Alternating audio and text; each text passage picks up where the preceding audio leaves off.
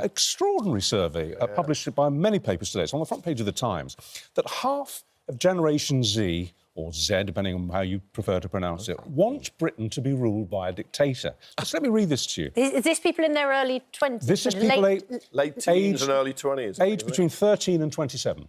Aged between 13 and 27. More than half, 52% of that generation, have said in a survey that they think the UK would be a better place to live if a strong leader was in charge who didn't have to bother with Parliament or elections. What, these are the people who, if your mum or dad says clean your room, kick off, and they want a strong leader. Do you think they're winding up the people doing the survey? I can scarcely believe they really I'm all in favour of a strong leader, but I think they do have to be accountable to us and to elected. Parliament. And elected regularly. Yeah. I think that there will be some kicking back, but it's always a mistake to think every teen in early 20s is a sort of bunny-hugging, vegan... aren't they also the generation which doesn't necessarily vote? So aren't they basically just saying, can you just stop nagging us to vote and just put someone in place for us?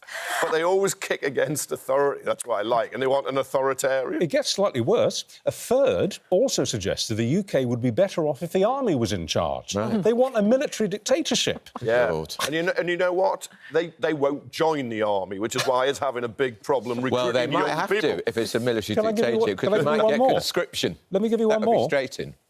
But that's the army quote. They also said, nearly half, 47%, that society has to be radically reorganised through a revolution. They want revolution. I hope they're not getting rid of the monarchy. I wouldn't mind a bit of that. I mean, there you go.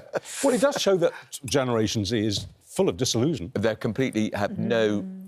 they look at the main political party and think, nothing, they're not us, they're not for us. Some people, I'll say, actually, probably you that they've all had it easy. And they haven't got a backbone anymore. They're always complaining about the mental health. Come on, I'm trying to wind you up now. It's normally what you say. Yeah, but the younger generation would say it's us that have had it easy. Their living standards, the cost of living, the chances of buying a house, the chances of moving out, chances of having decent wages, chances of getting a job have all diminished. And we didn't have our education disrupted by being made to stay at home during 2 years of And we COVID. had our university education paid for, and now they have to pay for that. So, and they leave university, what, £60,000 of debt? Why? So I think there are a number of people who might say, let's get rid... The democracy's not working out for us. Yeah, but they don't participate, do they? Because the voting levels amongst younger people are... Well, it goes up in every age group.